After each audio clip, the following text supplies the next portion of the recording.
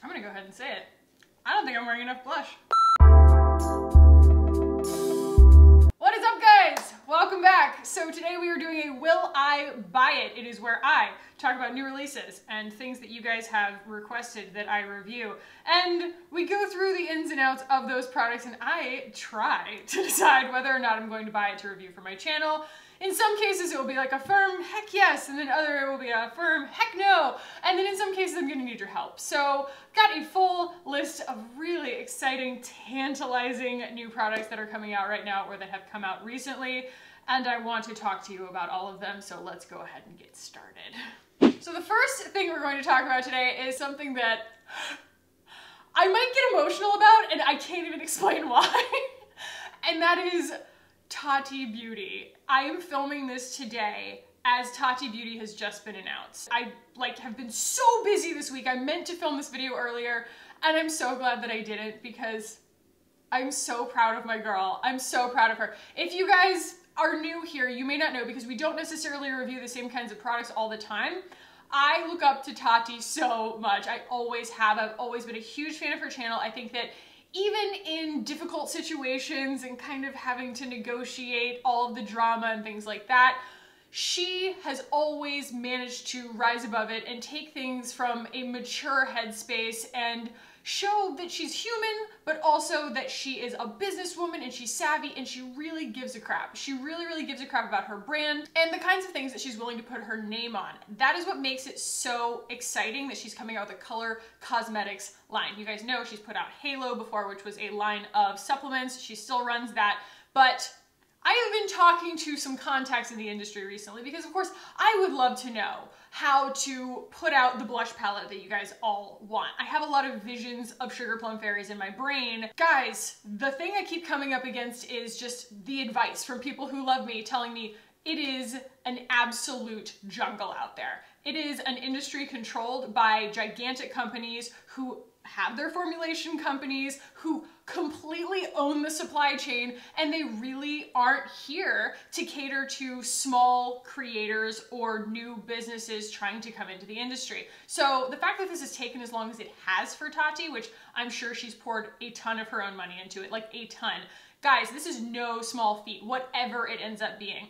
The swatches that she was showing make me think that it is an eyeshadow palette, and an eyeshadow palette is an intuitive thing for her to do because she does have such beautiful eye looks that she does on her channel. She is obsessed with glitter and all the different textures of shimmer and satin and things like that. She's just really passionate about that kind of stuff.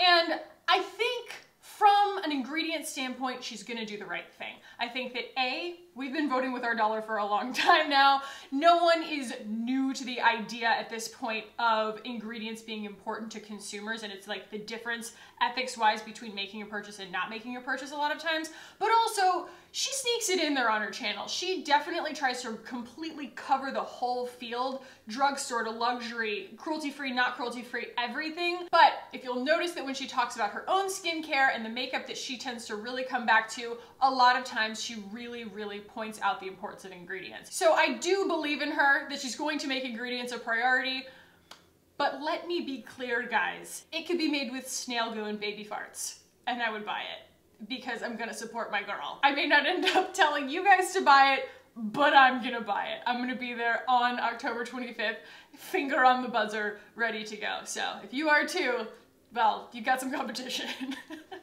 Okay, so this is definitely falling under the category of tea that is only tea on my channel. So let's talk about some drugstore brands that are using clean to describe various products or their entire line. We'll start with CoverGirl. Lately I've been seeing, CoverGirl went cruelty-free. Cool, excellent, kudos to her for going cruelty-free. However, we all did, at least if you're my age, the thing where we went to the drugstore and bought the CoverGirl foundation and went, oh my god, what is this? It has a smell, it has a feel, it has a breakout associated with it, and we all moved on from it, never to, touch that conversation again in a lot of cases. So I've recently been seeing a lot of ads before videos that I'm watching, of course because of my behavior online and shopping clean beauty, advertising the CoverGirl Clean Foundation.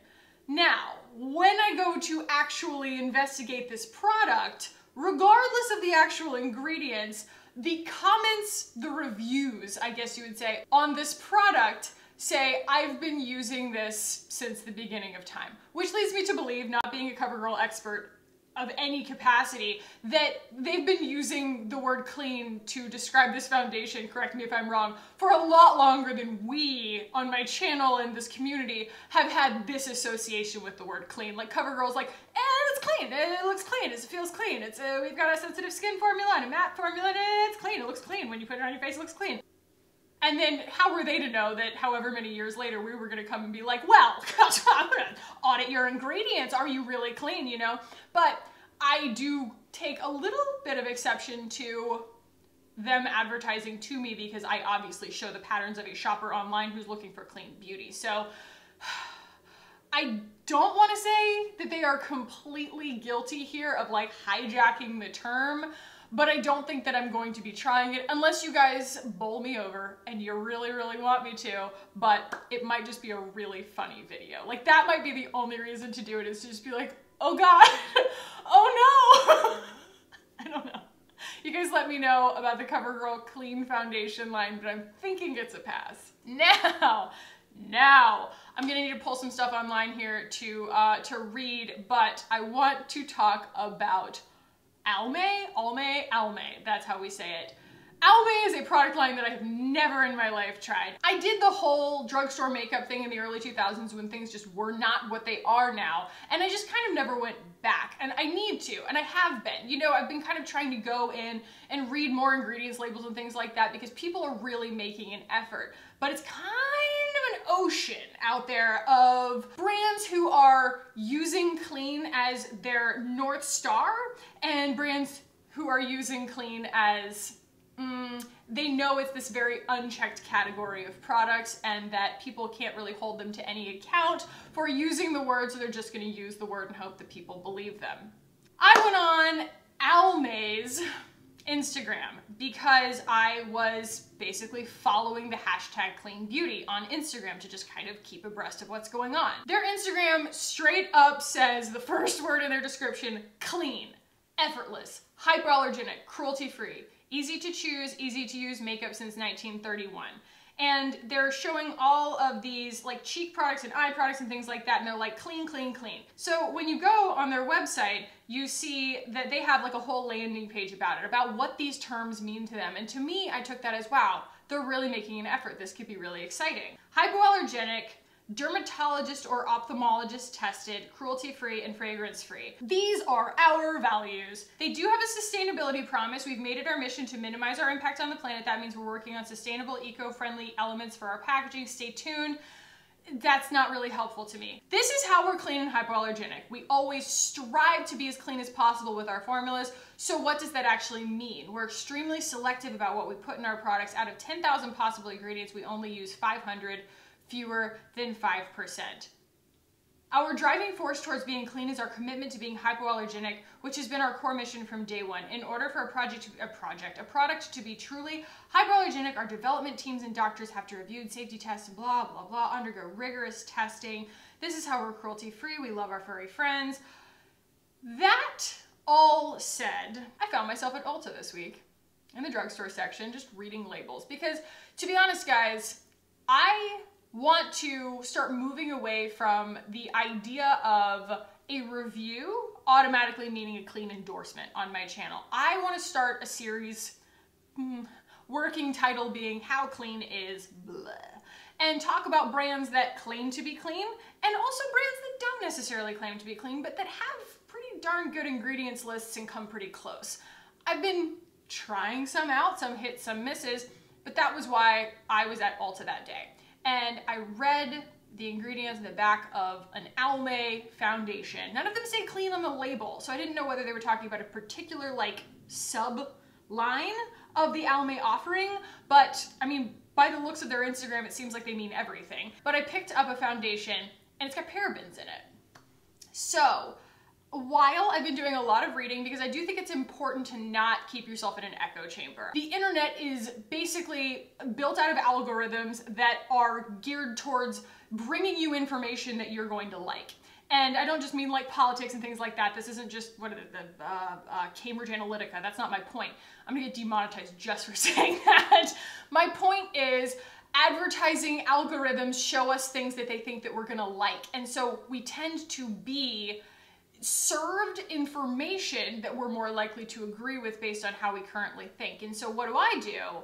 In order to stay current, I am gonna go and like watch these videos and read these things like the Paul's Choice website and their definition of all of their ingredients and some of these videos that have gone viral talking about clean beauty being mean beauty and things like that. Every different resource out there, depending on what camp they're in, has a different view on science versus science being evil, you know, and somewhere along that spectrum. And a lot of specialists and experts, they say that parabens aren't bad. But there's also people on the other end of the spectrum that are saying it's screwing with my endocrine system. I am a breast cancer survivor. I've had chemo. I know that, like, you know, my hormones are already screwed up or my immune system is already compromised. Like, I'm not going to take those risks, blah, blah, blah. But the scientific community tends to argue that from like a chemist standpoint, they are using much smaller amounts of a paraben than they would of another preservative in order to keep it shelf stable. And so like in the amounts that are in it, yeah, nothing is black and white in this. So I think that Almay deserves a shot, okay? And that doesn't mean, like I said, just because I review them does not mean that it's an endorsement. I'm willing to be your guinea pig. There are a lot of brands out there that come really close to being clean. Just trying them out and seeing if they perform is worth our time on this channel. So stay tuned for that, but I do kind of think, even though I saw parabens in one of their foundations, I'm still listening because I want to know if Almay is totally full of crap or if this is worth our time. Okay, so next I want to talk about Victoria Beckham Beauty. Victoria Beckham, the Spice Girl, the beautiful fashion designer, the woman who makes things that I cannot afford. I love her. I love her taste. I think that she is an utter delight. And I really, really, really want to like her line. I want to be enticed by it. Twice, possibly 3 times now, I have filled a cart on her website and almost checked out. What has stopped me? I imagined the video that I would make and it's just not that exciting because it's an eyeshadow palette, a cream eyeshadow, and an eyeliner. Now she did just come out with a lip product yesterday, a lip oil, so 2 lip products, and a lip liner. Okay. I want a foundation. I know that's a lot to ask. I know a lot of work and money goes into the R&D on this kind of stuff, but I want a foundation and I want to see it from Victoria Beckham. Now, one person mentioned microplastics in her products. Nobody's perfect, but she does have this extensive list of things that she doesn't want in her products. And I learned a new word. It is cyclic silicones. Yeah, so apparently dimethicone is a linear silicone. It's made out of like little tiny particles, and then there's these cyclic silicones that are bigger molecules and maybe more occlusive. I'm not really sure, but I learned a new word and she doesn't put those in her products, so I'm gonna assume that's okay, and it may just be splitting hairs so that she can use dimethicone in her products. I'm not sure, but I don't see any essential oils or anything like that. We are going safe synthetics route on this, and that definitely piques my interest. Also, all of the reviews that I have heard about these eyeshadows is that they are unbelievable.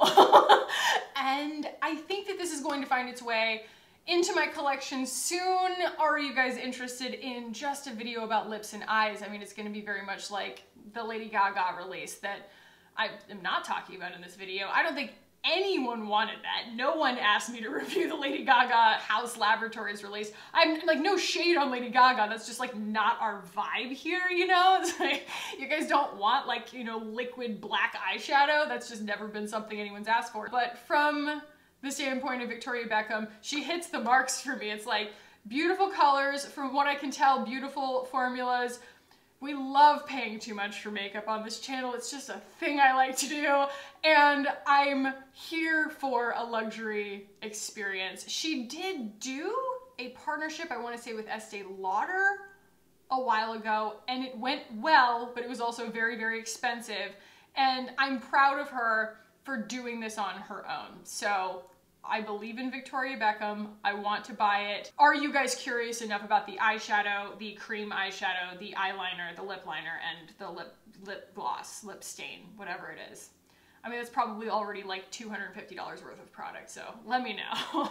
Okay, another release that I have received a lot of questions and requests about, maybe not so many requests, mostly just questions, is Florence by Mills, the Millie Bobby Brown skincare and makeup line. So this consists of some very youth-oriented makeup and some very youth-oriented skincare, if I'm being totally honest. It is mild, it is light coverage, it is full of lavender oil, which does not bother my skin whatsoever. I think lavender oil can be a really beautiful ingredient if it agrees with your skin, but it's very just sort of run-of-the-mills, sorry girl, by, you know, drugstore standards or something like that. Like, I do appreciate her doing this, and I do think that it is a really cool line. I watched Raw Beauty Christie review it, and I think that, like, you know, there are some fits and starts in it and things like that. If you guys really want me to try it, I absolutely will. I have no problem doing it. I'm pretty sure it's sold out right now. But the reason that I haven't reviewed it so far is because I felt like at 32, I'm not her target audience, and I would also, from a Caroline Hirons standpoint, be a total dick if all I did was crap all over a 15-year-old's like skincare and makeup release. Like, it's kind of not cool of me if I did that. But also, it just seems like I would already know what I was getting, and that YouTube has kind of already had enough of it. But you guys let me know. Again, happy to do it, happy to do it. Even Jackie Aina just did it. I need to watch that video from her. Okay. Here's a brand that falls into the category of, it's not clean, like they don't call themselves clean, but they come really close, okay? And I know a lot of people who consider themselves to have a very ingredients conscious routine who still use Hourglass. So the Hourglass foundations have always had this really great hype around them, especially the newest, I mean it's not new, but the newer stick foundation. People seem to really, really like that. Caught my interest because A, it's holiday time and everybody's coming out with everything right now, but B, I have always been kind of tantalized by the ambient lighting powders and blushes and highlighters and bronzers and things like that. Ever since like Ingrid Nilsson had been like raving about them back before we had to disclose our sponsorship, so you know, who knows. I've just always kind of been interested in it because it seems like my aesthetic. You know, it's just this very kind of subtle, warm, beautifully milled texture with a little bit of iridescence to it. It's supposed to give your skin this sort of lit from within vibe. And the new collection that they came out with is all around the word ghost, which makes me think cool tones. I did go to Sephora and look at it. Why are these pans so small? Like, that's one of the things that has always kept me from buying any of the Hourglass like palettes or holiday releases or anything like that, is like, you see them online and you're like, wow, $80, maybe I'll just treat myself, and you get there and they're like this big and you're like, $80? Are you serious? I just said that I love spending too much money on makeup, but like, I'm wondering if they're really as exquisite as everyone says that they are, and honestly, it would probably ruin the exquisiteness of the experience if like, I can't dip a brush into just one, you know, because they're so close to each other. I'm also wondering, and I think it might be, is it Raw Beauty Christie who said this? I can't remember who said this, but they're like, is it just me, or is every Hourglass release the same? They just like change the packaging. They're like, ooh, this one's in frosted lucite, you know, instead of just like a regular opaque white package with gold lettering, you know, like this one's got silver lettering, and people are all just like, oh yeah, like salivating for Hourglass. I have no idea because I've literally never tried them, but I have a feeling that I would fall in love with them. There's a reason they are like a cult favorite. And I do know that Hourglass makes a huge effort. They were one of the first big prestige brands to be like, look, we're completely cruelty-free. Like, they don't follow the, you know, the clean movement in a lot of senses, but I do think that Hourglass, like, it's just a brand I've always wanted to try. So again, let me know if you guys are even interested in that. Maybe they'll come out with something new that'll be worth trying. Yeah. Another thing is, like, I just kind of want to lump this together in its own category. There are a lot of foundations coming out right now that have really piqued my interest, but they have, like, one fatal flaw to them. Like, the Smashbox one that Tati reviewed and loved so much is matte, and like, that doesn't really appeal to me. Smashbox is cruelty-free, you know, knowing that they are, and also Stila went cruelty-free. I didn't realize that either. That's very, very cool. I need this kind of stuff in my inbox, you know? I am very interested in that foundation. I have tested it, you know, in the store and stuff like that, but I'm just, every time I think about reviewing a matte foundation on my channel, I just know that like my big hang up at the end, like when I get to my final thoughts, I'm gonna be like, well, I mean, it's matte. I don't really like matte foundations, but a lot of people ask me about this stuff. Another one that everybody's been asking me about is the new Jane Iredale. I wanted an excuse to review Jane Iredale on my channel, and it's been so annoying because every time I go on the Jane Iredale website to try and put together like a bundle that I think is going to be a good representation of the brand to review on my channel, I'm lost. I'm lost. There's too much stuff, and the shades are really hard to discern, and I know that they sell them in store some places. I just haven't gotten around to finding one locally, and I want to go and like actually swatch and find the right shades, because I mean, they have these bottles that are like clear serum with like little pigment bubbles in them of different colors, and I'm like, what does that look like swatched, okay? I don't know where I fall in all of the little pigment bubbles. Like, it's cute, but like, you know, give me something to go on. And the new one that I was waiting for something new to come out that would give me a reason to like be like, oh, here's a new release from Jane Iredale that people might be interested in. Maybe I'll review it. It's called like, what's it called? Beyond Matte. And one of you did specify that it's like a semi-matte, but still, like beyond matte. Look, I didn't want to be matte to begin with. I certainly don't want to go beyond matte. I have found that less than appealing, certainly not to spend the like over $50 on a foundation that Jane Iredale wants from my pocketbook. And then the new Charlotte Tilbury foundation. So if you guys remember, I made a video a while back where I tried all 3 Charlotte Tilbury foundations, not realizing that the Hollywood Flawless Filter was not a foundation, but now she's made one of the Hollywood Flawless Filter. So it is also, I believe, matte. And I think that Charlotte Tilbury does a really good job on her ingredients. Yes, there are probably like silicones in it and things like that, but like the Light Wonder is one of the best foundations I've ever used in my entire life. And there's just something about performance and how something agrees with my skin that can override all of the notions that I have about what works and what doesn't. It's like, okay, from a practical standpoint, that performs. That also tempts me. I have recently just been reading tons and tons of ingredients lists, like I said. There are fragrances in a lot of her foundations, but not in other products of hers. I want you guys to know that this stuff is still on my radar, and I'm doing more research about the ingredients that are in these products than just letting someone like Credo or Faulane or Sephora tell me that something's clean and that's why I should buy it. So that, and then also there is a Natasha Tognetti Glow Foundation. I literally haven't looked. I need to know whether it's even in America, because my girl Lulu over at the Lulu Life, you guys should definitely go watch her channel. She just did this big review on the new Net-a-Porter Advent Calendar. The thing is like $450. Definitely check her channel out, but she talked recently about this Natasha Tognetti Glow Foundation that she's obsessed with. Again, another one that's really tempting because A, the Foundation X blew my mind, B, Natasha Tognetti, while they might not be like the most perfect ingredients, she does put a lot of really cool ingredients in her products, crushed up pearls and things like that, and her stuff really performs. So that's another one that's kind of on my radar.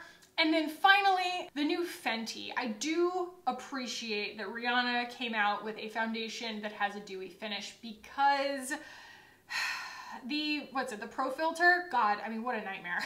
What a nightmare. If you hate a matte foundation, don't even try it. I appreciate her for really throwing down the gauntlet in terms of shade range. Like, it's one of the most challenging things in the market right now to not just put out a massive shade range, but a shade range that's actually informed. I was talking to Kiki recently. She's like, there are all these brands that just out of fear are making tons and tons and tons of shades of things, but they're not really taking the time to figure out whether they match real humans. You know, their white shades are gonna match real humans because that's where their like previous demographic has been, but as they try and branch out, they're kind of clueless and they get sort of like lost at sea. I appreciate Rihanna for genuinely putting the R&D dollars and time and energy into doing that right.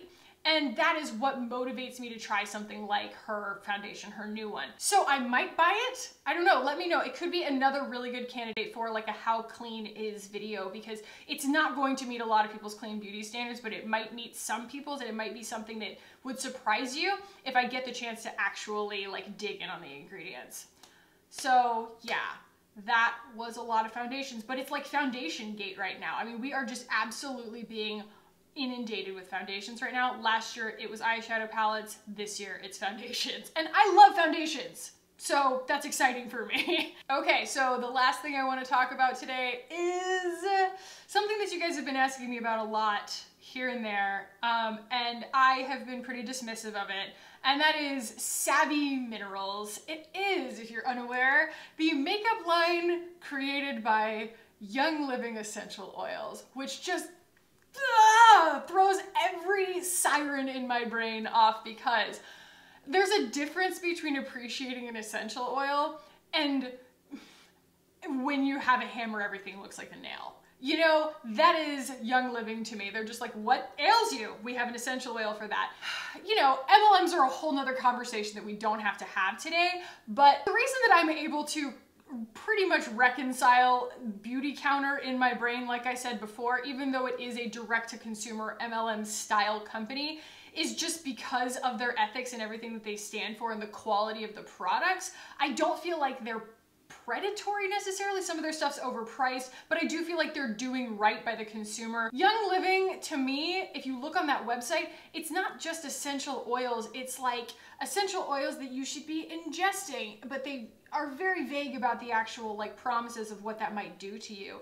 They are all about diet teas and things like that, which I am completely against. You're never going to see me on my channel ever promoting a company that sells diet teas.